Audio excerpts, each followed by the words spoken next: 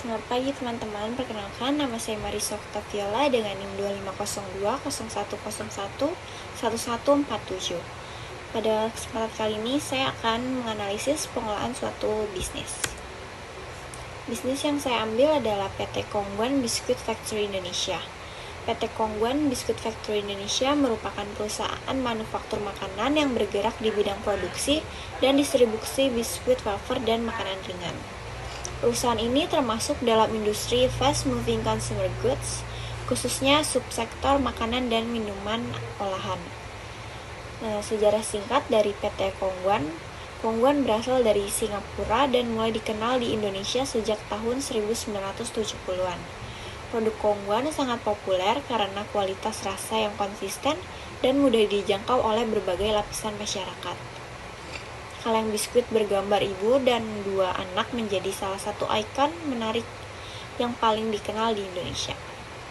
Karakteristik dari brand ini adalah yang pertama, mudah dikenali melalui desain kaleng khas.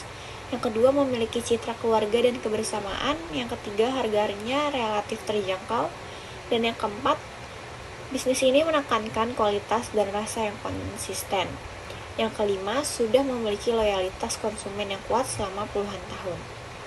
Produk yang ditawarkan dari PT Kongguan ini adalah yang pertama, biskuit Kongguan, kedua ada wafer nisin, yang ketiga assorted biskuit, keempat ada crackers, yang kelima ada wafer stick, yang keenam ada snack ringan lainnya. Nah, permasalahan atau tantangan utama dari bisnis ini yang pertama, persaingan industri yang ketat. Pasar biskuit Indonesia dipenuhi banyak merek seperti Roma, Monde, Oreo, dan merek lokal lainnya. Yang kedua, perubahan selera konsumen. Konsumen itu mulai mencari produk dengan rendah gula, tinggi serat, lebih sehat, dan memiliki variasi rasa baru. Yang ketiga, kenaikan harga bahan baku. Harga tepung terigu, gula, minyak nabati, dan coklat sering mengalami kenaikan sehingga dapat menekan biaya produksi. Yang keempat, tantangan digital. Generasi muda lebih mudah dipengaruhi oleh pemasaran digital dan tren media sosial, sehingga perusahaan perlu terus beradaptasi. Pengelolaan sumber daya manusianya, pertama ada motivasi kerja. Perusahaan manufaktur seperti Kongguan umumnya menjaga motivasi melalui pemberian upah dan tunjangan, bonus berdasarkan kinerja, lingkungan kerja yang aman, dan penghargaan terhadap karyawan berprestasi. Gaya kepemimpinan yang cocok untuk perusahaan manufaktur berskala besar adalah kepemimpinan partisipatif dan terstruktur, yaitu keputusan utama tetap berada pada manajemen, tetapi masukan dari supervisor dan karyawan operasional tetap diperhatikan. Yang ketiga, proses pengambilan keputusannya melalui data penjualan, laporan produksi, kondisi persediaan, dan kebutuhan pasar. Yang keempat, strategi pengembangan tenaga kerja dengan melatih produksi dan kualitas, pelatihan keselamatan kerja, peningkatan keterampilan penggunaan mesin, serta pengembangan kemampuan manajerial bagi supervisor. Materi selanjutnya itu strategi pemasaran. Yang pertama ada produk.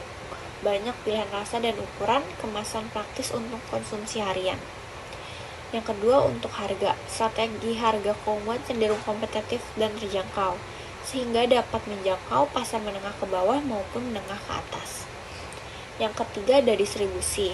Produk didistribusikan melalui supermarket, minimarket, toko grosir, atau warung tradisional. Yang keempat untuk promosinya itu dia melalui iklan televisi, media sosial, promosi hari raya. Dan untuk pengelolaan hubungan pelanggan, perusahaan menjaga hubungan pelanggan melalui kualitas produk yang konsisten, ketersediaan barang di berbagai daerah, pelayanan distributor yang baik. Untuk pemanfaatan teknologi informasi dan pengelolaan keuangan, ada pemanfaatan teknologi informasi. Yang pertama, operasional produksi, yang kedua distribusi dan persediaan, yang ketiga pengambilan keputusan.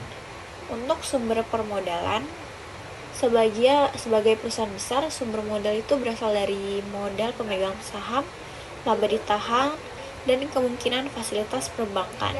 Yang ketiga, pengelolaan keuangan. Pengelola keuangan dilakukan melalui penyusunan anggaran produksi, pengendalian biaya bahan baku, dan pengawasan arus kas. Hasil analisis berdasarkan analisis PT Kongguan diperoleh beberapa pembelajaran penting. Yang pertama, pentingnya konsisten produk. Kualitas yang stabil membuat konsumen tetap percaya pada merek meskipun persaingannya meningkat. Yang kedua, brand yang kuat menjadi aset utama. Identitas visual dan citra keluarga membuat Kongguan mudah diingat lintas generasi. Yang ketiga, distribusi menentukan keberhasilan. Produk yang tersedia sampai ke warung kecil memiliki peluang penjualan lebih besar dibanding produk yang hanya ada di supermarket. Yang terakhir, adaptasi terhadap perubahan pasar. Perusahaan perlu terus berinovasi, terutama pada produk yang lebih sehat dan pemasaran digital. Kesimpulan dari saya yaitu PT Kongguan Biskuit Factory Indonesia merupakan perusahaan FMCG yang berhasil mempertahankan eksistensinya melalui kualitas produk yang konsisten, merek yang kuat, jaringan distribusi yang luas, serta pengelolaan operasional dan keuangan yang terstruktur. Tantangan utama perusahaan berasal dari persaingan industri, perubahan selera konsumen, kenaikan biaya bahan baku, dan perkembangan pemasaran digital. Namun dengan pengelolaan sumber daya manusia yang baik, strategi pemasaran yang tepat, serta pemanfaatan teknologi informasi, perusahaan mampu menjaga keberlangsungan bisnis dan mempertahankan posisi sebagai salah satu merek biskuit yang paling dikenal di Indonesia.